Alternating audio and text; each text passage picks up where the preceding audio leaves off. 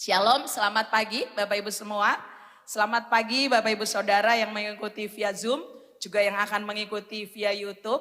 Ya, saya mengucapkan secara pribadi selamat tahun baru. Ya, mungkin kita belum sempat bersalaman, belum sempat ketemu, jadi saya dari tempat ini mengucapkan selamat tahun baru. Puji Tuhan. Ya, hari ini kita ada di minggu ketiga di awal tahun 2024.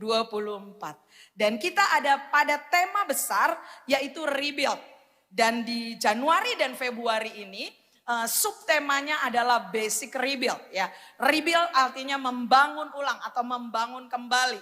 Dan di 2 bulan pertama ini apa yang akan kita bangun kembali adalah hal-hal yang dasar dari kehidupan rohani kita. Ya, jadi saya berdoa, kita pemimpin-pemimpin berdoa, berharap bahwa semua jemaat Tuhan mengalami kehidupan yang dibangun ulang, khususnya adalah dasar-dasar kerohanian kita. Ya, dasar-dasar disiplin rohani kita. Supaya apa? Supaya setiap kita terus bertumbuh dari waktu ke waktu menjadi semakin serupa dengan Kristus. Dan hari ini saya mau bahas yaitu tentang doa dan puasa. Saya kasih judul adalah berkat dari doa dan puasa. Ya, tentunya kita tidak bisa memisahkan antara puasa dengan doa. Memang secara khusus saya bahas tentang puasa, tapi bicara tentang puasa kita nggak bisa memisahkannya dengan doa. Sebab kalau kita pisahkan itu hanyalah, kalau puasa saja tanpa doa itu hanyalah kegiatan lahiriah. Ada nggak manfaatnya? Ada. Karena sekarang ini lagi banyak di mana-mana dikembangkan yang namanya intermittent fasting. Ya, jadi bagaimana orang detok tubuh, lalu menurunkan berat badan melalui puasa, intermittent fasting. Ada yang puasa 16 jam, ada yang puasa 14 jam, ada yang puasa 12 jam. Jadi kalau ditanya, kalau puasa aja tanpa doa, ada nggak manfaatnya? Ada, tapi terbatas.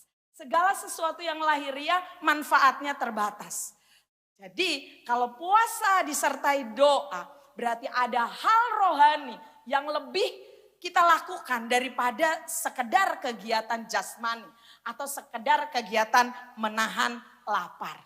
Ya, pasti segala sesuatu yang rohani manfaatnya bukan hanya untuk kehidupan jasmani pasti kita dapat, tapi lebih dari itu. Ada manfaat yang bukan hanya untuk hari ini, tapi juga untuk kekekalan. Itu yang firman Tuhan katakan. Amin. Ya, jadi mari kita bersama-sama. Kita mau belajar tentang doa dan puasa ini. Kita lihat apakah doa dan puasa itu masih relevan sampai hari ini. Ya, ada beberapa contoh di dalam Perjanjian Lama dan Perjanjian Baru. Ya, di Perjanjian Lama dikatakan Musa berpuasa 40 hari 40 malam. Ada ayatnya ya. Lalu Daud tidak makan dan minum semalaman dan berbaring di atas tanah. Ya, ini waktu dia berdoa buat anaknya yang sakit supaya sembuh. Tapi kehendak Tuhan lain, ya akhirnya Tuhan memanggil anaknya. Ya, lalu Esther memaklumkan puasa untuk sebelum dia menghadap raja. Untuk apa? Untuk kelepasan buat bangsanya, ya. Lalu Daniel berdoa dan berpuasa memohon pengertian. Ya, di Alkitab dikatakan 21 hari sejak kamu berniat ya untuk mencari Tuhan. Tuhan bilang aku sudah kasih jawaban, tapi Daniel nggak tahu. Ya, sampai ketika dia doa dan puasa, pengertian itu dibukakan. Sehingga kalau kita baca kitab Daniel, kita bisa baca tentang akhir zaman.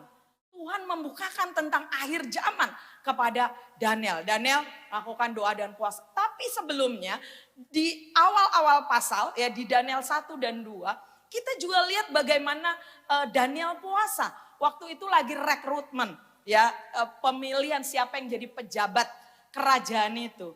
Lalu Daniel bilang jangan kasih saya santapan raja atau makanan raja, tapi kasih aja buah-buahan dan sayuran. Ya itu juga sebagian orang juga bisa menafsirkannya sebagai puasa. Ya.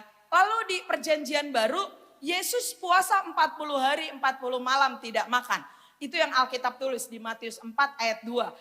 Yesus puasa 40 hari 40 malam tidak makan. Tidak ditulis tidak minum ya. Tapi ditulis tidak makan. Lalu Paulus 3 hari 3 malam. Yohanes Pembaptis juga berpuasa.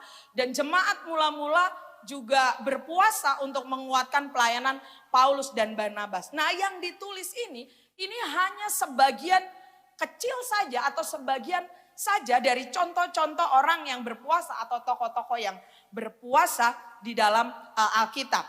Dan cara mereka berpuasa juga berbeda-beda ya. Jadi kalau misalnya saudara begini, aduh saya kecanduan gadget gitu ya. Saya pokoknya bangun tidur udah buka gadget. Saya mau berdoa puasa, saya mau puasa gadget. Gak mau buka media sosial 1 minggu, boleh. Ya itu juga berpuasa. Tapi secara harafiah ya makna dari doa puasa itu tidak makan. Ya tidak makan, tidak minum. Ya makanya tadi dijelaskan atau diberikan contoh-contoh di Alkitab ada beberapa contoh. Ada yang tidak makan, tidak minum sama sekali. Ada yang ditulis tidak makan saja. Ya, jadi ada banyak macam-macam atau contoh-contoh berpuasa. Tapi yang jelas gini, dari contoh-contoh tersebut kita melihat bahwa puasa bukanlah sesuatu yang baru. Karena sejak dalam PL, sejak dalam perjanjian lama sudah diberikan contohnya.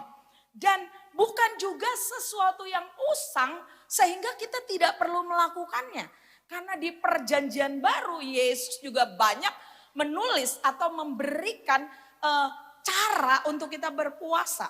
Yesus bilang kalau kamu berpuasa jangan muram, cuci mukamu supaya orang lihat kamu segar. Jangan lesu. Kenapa lesu? Lagi puasa nih, tolong dong ngertiin saya. Enggak, Yesus bilang jangan begitu. Justru pada saat kamu puasa, kamu sih kelihatan segar. Kamu sih kelihatan ceria. Supaya apa? Supaya apa? Supaya kita punya kekuatan saat melakukannya. Dan kita tahu bahwa apa yang kita lakukan itu bukanlah hanya kegiatan lahiriah. Tapi ada makna rohani, ada tujuan rohani yang kita lakukan. Nah hari ini saya mau bahas sedikit tentang puasa dari Yesaya 58 ayatnya yang ke-3 sampai ayatnya yang ke-12. Yesaya 58 ayat yang ke-3 sampai 12. Tapi terlebih dahulu kita akan baca Yesaya 58 ayatnya 3 sampai 7. Saya salah ketik ya. Yesaya 58 ayat 3 sampai ayat yang ke-7. Mari saya mau ajak saudara untuk membaca ayat ini bersama-sama. 2, 3. Mengapa kami berpuasa dan engkau tidak memperhatikannya juga? Mengapa kami merendahkan diri dan engkau tidak mengindahkannya juga? Sesungguhnya pada hari puasamu engkau masih tetap mengurus urusanmu dan kamu mendesak-desak semua buruhmu. Sesungguhnya kamu berpuasa sambil berbantah dan berkelahi serta memukul dengan tinju dengan tidak semena-mena. Dengan caramu berpuasa seperti sekarang ini, suaramu tidak akan didengar di tempat tinggi. Sungguh-sungguh inikah berpuasa yang ku kehendaki dan mengadakan hari merendahkan diri. Jika engkau menundukkan kepala seperti slide berikutnya, gelaga dan membentangkan kain karung dan abu sebagai lapik tidur. Sungguh-sungguh itukah yang kau sebut berpuasa, mengadakan hari yang berkenan pada Tuhan? Bukan, berpuasa yang ku kehendaki ialah supaya engkau membuka belenggu-belenggu kelaliman dan melepaskan tali-tali kuk, supaya engkau memecah-mecah rotimu bagi orang yang lapar dan membawa ke rumahmu orang miskin yang tak punya rumah. Dan apabila engkau melihat orang telanjang, supaya engkau memberi dia pakaian dan tidak menyembunyikan diri terhadap saudaramu sendiri. Amin. Jadi di Yesaya 58 ayat yang ke-3 sampai ke-12.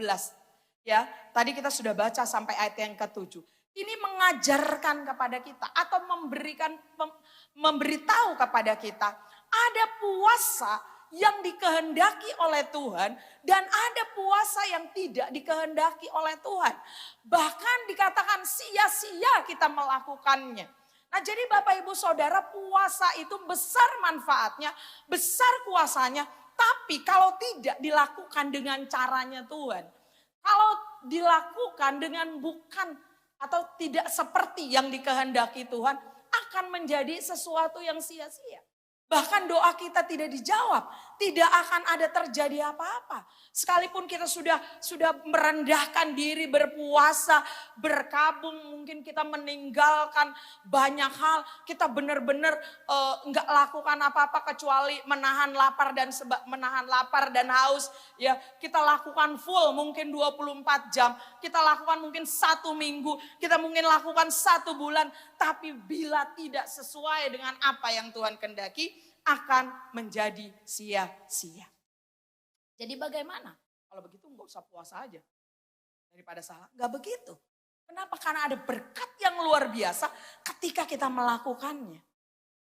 Pilihannya ada pada diri kita. Kita mau mengubah hati kita, mengubah cara kita berpuasa seperti kehendak Tuhan, atau kita bilangin ya daripada melakukannya percuma lebih baik enggak. Pilihannya ada pada diri. Tapi kalau saudara mau berkata, mau belajar berdoa, saudara akan memetik, saudara akan mengalami sesuatu yang luar biasa. Nanti saya akan beri. Tapi dari ayat 3 sampai ayat yang ke-7 tadi, ada beberapa hal yang saya bisa temukan. Ya, silakan slide-nya. Pertama, puasa haruslah dengan sebuah tujuan. Saudara, puasa bukan karena ikut-ikut. Besok kita puasa. Puasa, kenapa kamu puasa? Ya enggak kenapa-napa lah, disuruh puasa ya saya puasa. Itu namanya tanpa tujuan. Katanya komitnya disuruh puasa, ya saya puasa. Terus tujuan kamu puasa apa? Enggak tahu, enggak begitu. Puasa haruslah dengan sebuah tujuan. Puasa haruslah dengan sebuah alasan. Puasa haruslah dengan sebuah goals. Kenapa kita perlu tujuan? Kenapa kita perlu alasan yang kuat? Kenapa kita melakukan puasa? Karena tujuan itu akan menjadi daya juang bagi kita saat kita melakukannya. Pada saat kita puasa. Kalau kita nggak punya tujuan yang jelas, tiba-tiba jam 11 siang ditelepon. Mau traktir lu makan? Ayo. Aduh gimana dong, gue lagi puasa. Gue traktir lu jarang-jarang. Puasa mah bisa besok. Benar juga ya, puasa bisa besok ya. Ditraktir jarang-jarang. Ya, oke lah. Sorry ya Tuhan, hari ini aku berhenti puasanya. Kenapa? Karena ada orang yang traktir, besok aku puasa lagi. Besoknya ada lagi kejadian lagi.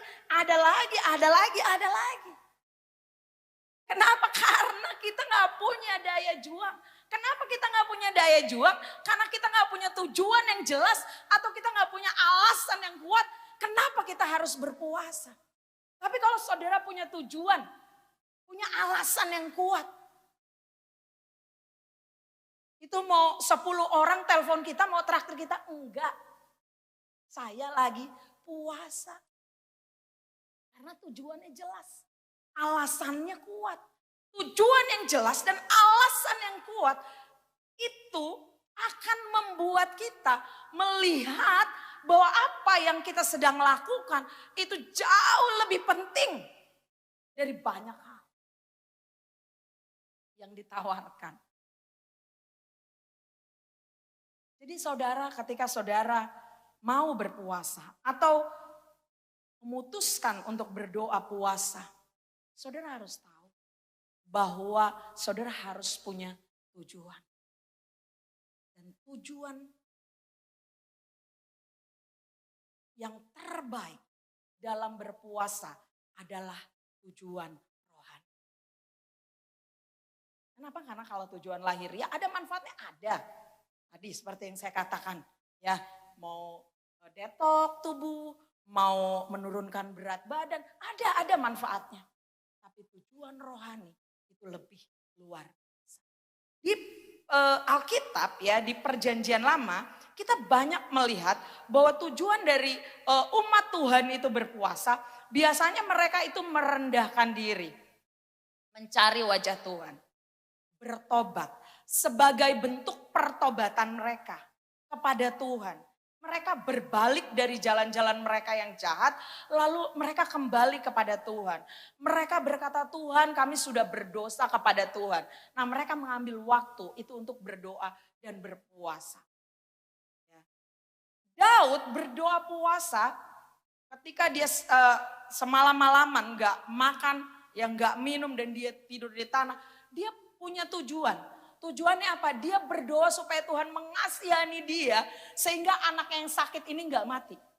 Maka ketika akhirnya kehendak Tuhan berbeda, anaknya dipanggil Tuhan, dia selesai puasanya.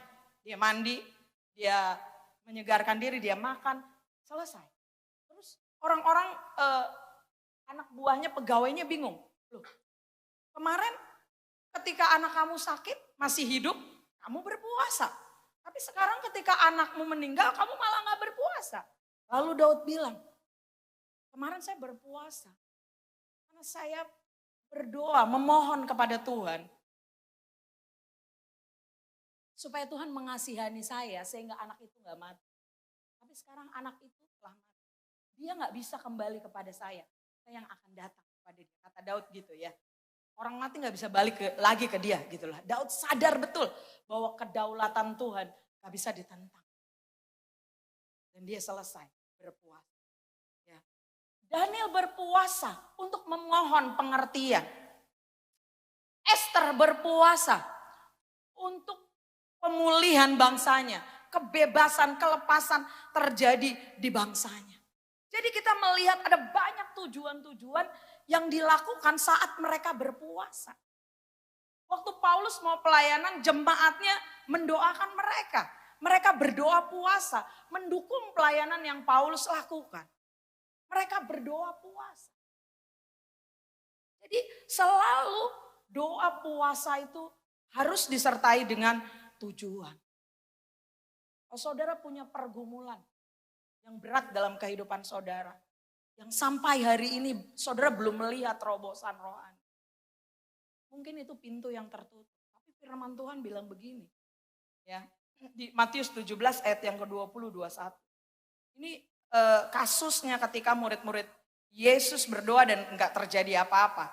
Terus dikatakan seperti ini. Karena kamu kurang percaya.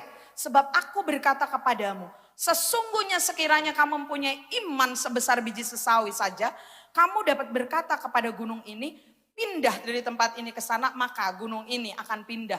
Dan takkan ada yang mustahil bagimu. Terus ayat yang ke-21 ditulis gini, jenis ini tidak dapat diusir kecuali dengan berdoa dan berpuasa. Saat itu, dalam pelayanan murid-murid Yesus pun, ya, Yesus mengatakan, bahwa ada hal-hal yang tidak cukup hanya didoakan. Tapi harus didoakan dengan doa dan puasa. Jadi mungkin di antara pergumulan-pergumulan kita yang kita hadapi, ada pintu-pintu yang tertutup. Kita sudah berdoa sekian lama. Kita merindukan pintu itu terbuka. Kita rindu sesuatu terjadi tapi belum terjadi. Mungkin ini masanya, ini waktunya. Untuk kita mengambil waktu untuk berdoa dan berpuasa. Mujizat akan terjadi dalam hidup saudara. Amin. Yang kedua, puasa harus bergandengan dengan doa. Puasa harus dibangun dengan keintiman, membangun hubungan dengan Tuhan. Sebab puasa tidak bergandengan dengan doa, hanyalah aktivitas lahir dia menahan lapar. Jadi puasa harus bergandengan, harus bersama-sama dengan doa. Saudara berpuasa menahan lapar dari makan malam mungkin sampai makan siang atau sampai sore atau 24 jam. Tapi saudara tidak mengambil waktu berdoa. Sayang banget. Kenapa? Karena berpuasa itu tujuannya bukan kita sedang memaksakan kehendak kita kepada Tuhan. Tuhan, saya udah puasa nih. ayo kabulin dong doa saya. Bukan. Tapi justru dengan berpuasa kita menyelaraskan hati kita dengan kehendak Tuhan. Pada saat kita berpuasa, kita jadi semakin peka dengan apa yang Tuhan mau. Pada saat kita puasa, kita jadi tahu tuntunan Tuhan jelas dalam kehidupan kita. Itu yang kita mau saat kita berpuasa. Kita berpuasa itu mencari kehendak Tuhan. Bukan mementingkan diri sendiri.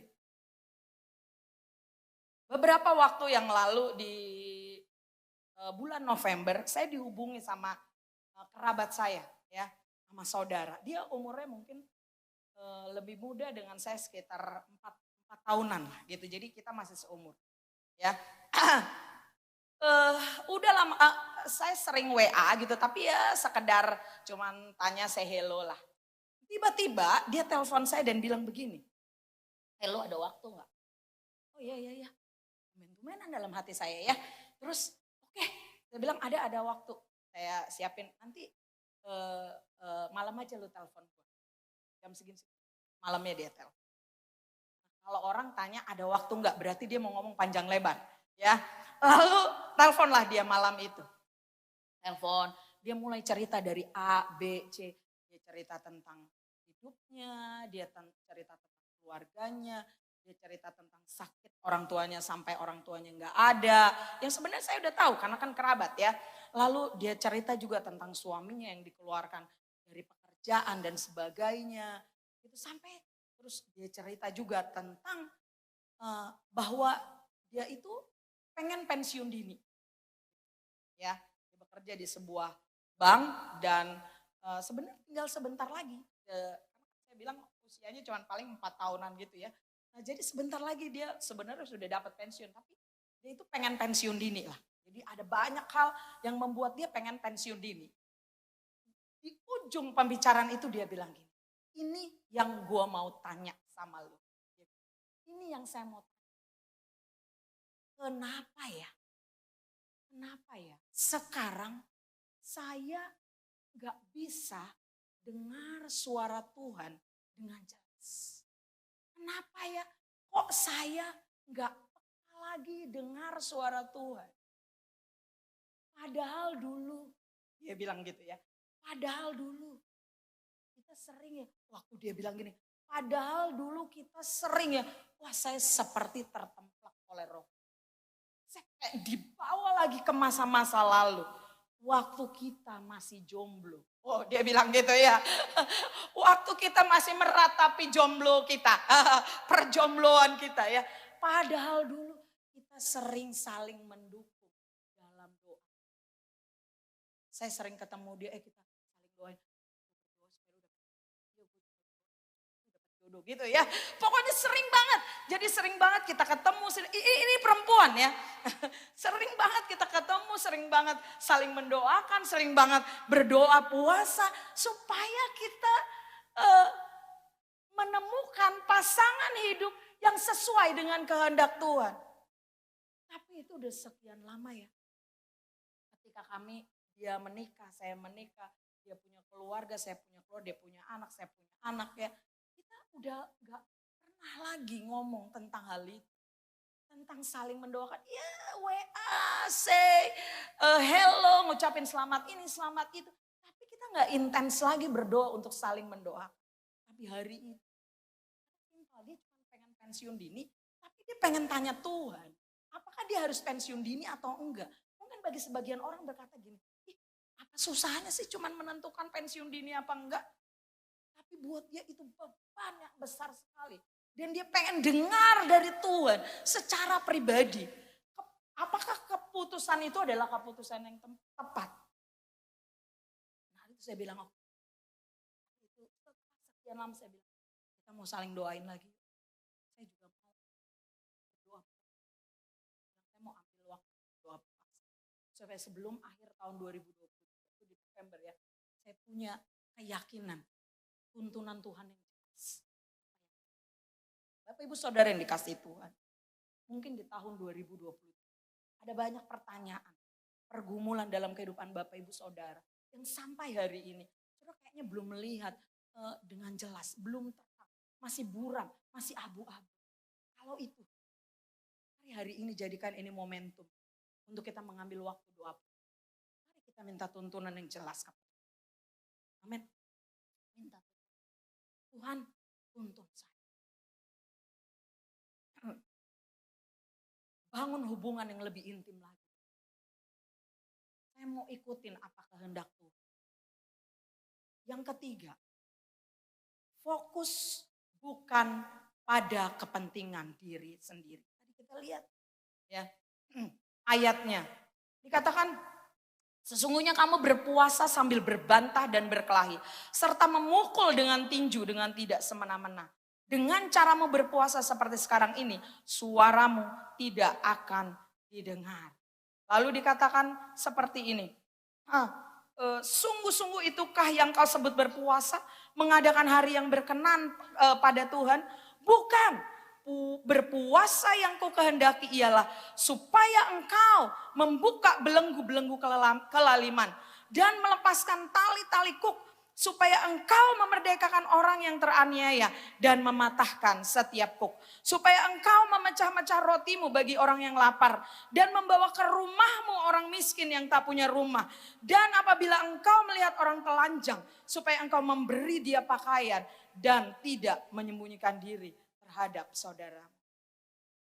Waktu saya mempersiapkan khotbah ini. Saya tuh berencana untuk mengambil waktu untuk doa puasa.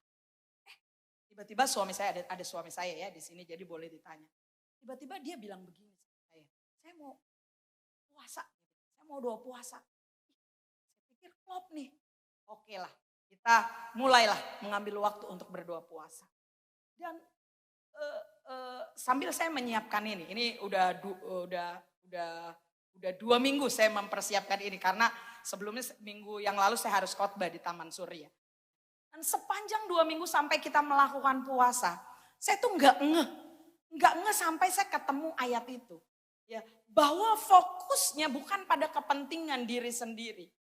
Saya bilang, tiba-tiba ya itu rasanya di 2 minggu itu ada aja orang yang telepon. Minta tolong ini, minta tolong ini, minta bantuan ini, minta bantuan itu. Nggak besar sih, nggak banyak, tapi kayaknya kalau secara manusia, secara daging kayaknya ngeribetin. Kayaknya nggak boleh kok orang tenang sedikit gitu. Ada aja, inilah, itulah. Sampai saya Tuhan mau saya mempraktikkan bahwa ketika kita berpuasa, fokusnya bukan untuk kepentingan diri kita. Fokusnya adalah justru itu menjadi kesempatan untuk kita bisa berbagi. Kesempatan untuk kita murah hati. Kesempatan untuk kita bisa menyatakan kasih kepada orang lain. Jadi kalau puasa saudara jangan bilang begini. Kebetulan saya lagi puasa. Harusnya uang ini buat belanja hari ini saya bisa simpen. Buat tambah jalan-jalan saya. Bukan ya.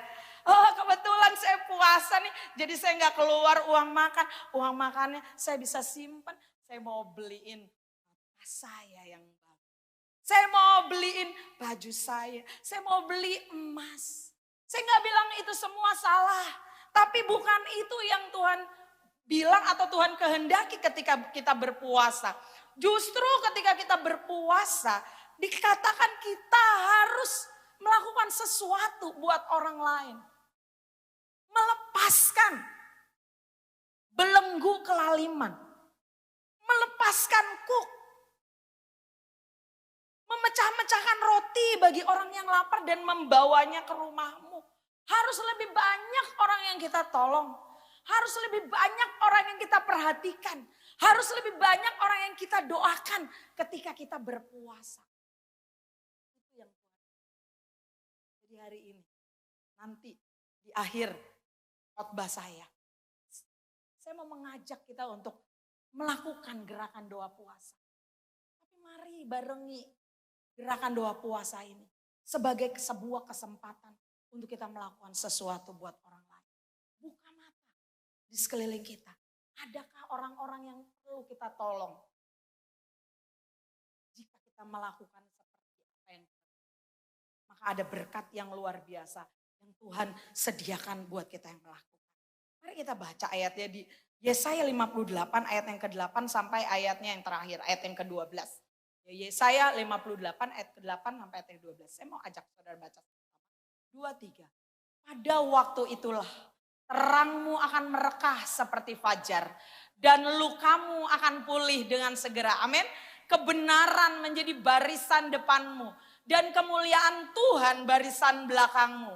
Pada waktu itulah engkau akan memanggil dan Tuhan akan menjawab. Engkau akan berteriak minta tolong dan ia akan berkata, ini aku.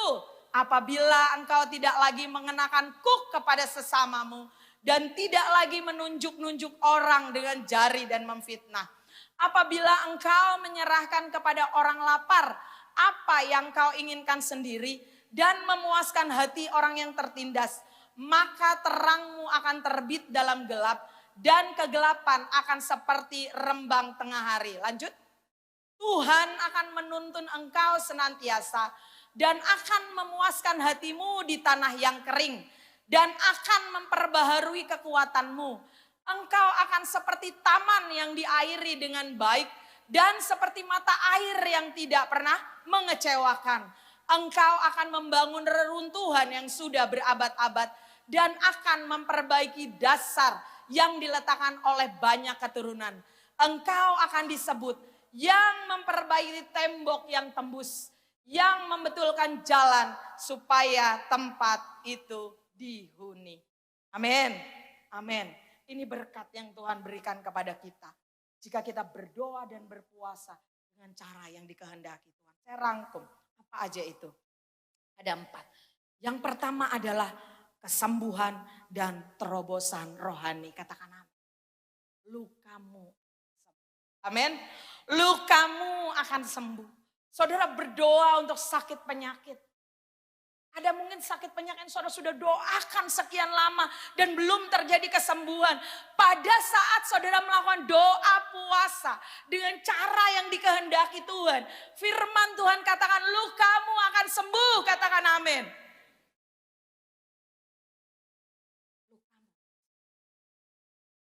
Luka ini berbicara bukan hanya penyakit jasmani.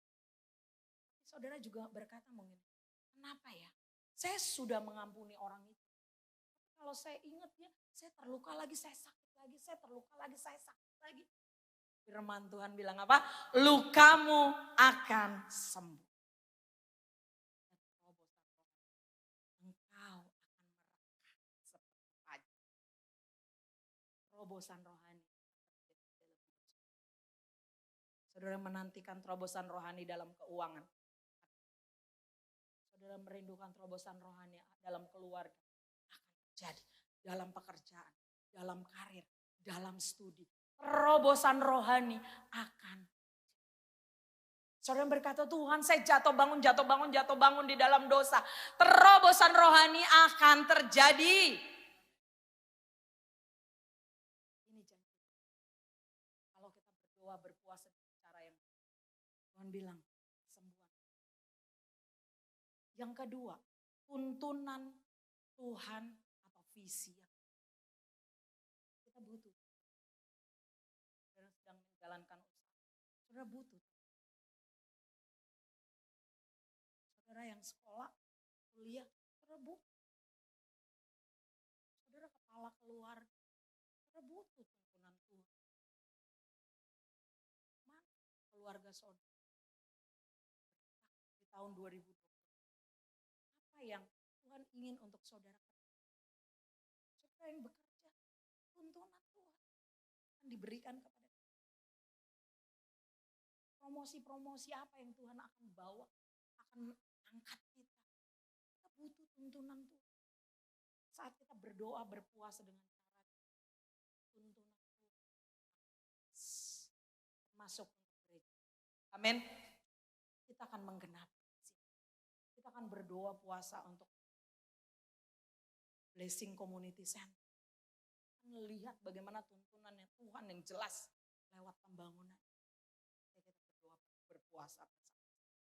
Yang ketiga adalah jawaban doa.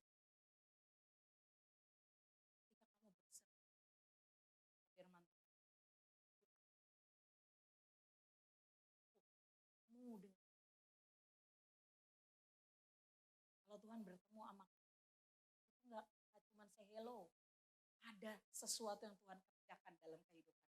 Amin. Ada sesuatu yang Tuhan buat dalam. Dia akan menjawab doa-doa kita. Menjadi pergumulan saudara di tahun 2020. Alami jawabannya di tahun 2020. Mari kita mulai tahun ini, di awal tahun ini dengan berdoa dan berpuasa. Yang terakhir menjadi jawaban bagi orang lain. Ini dahsyat banget ya. Dikatakan gini, maka terangmu akan terbit dalam gelap dan kegelapan akan seperti rembang tengah hari. Tuhan akan menuntun engkau senantiasa dan akan memuaskan hatimu di tanah yang kering dan akan memperbaharui kekuatanmu. Engkau akan seperti taman yang diairi dengan baik, seperti mata air yang tidak pernah mengecewakan. Engkau akan membangun reruntuhan yang sudah berabad. Orang-orang yang datang kepada saudara, aduh saya kayaknya gak ada jawaban. Tapi ketika dia ketemu kita, dia akan menemukan jawaban.